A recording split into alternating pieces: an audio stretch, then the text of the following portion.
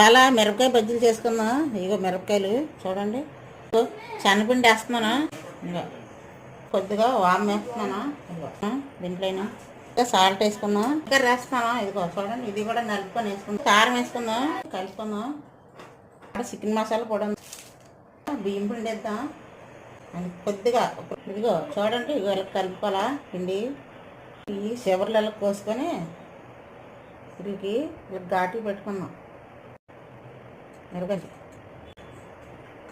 Stove మీద oil పెట్టాను. Oil వేడెక్కింది.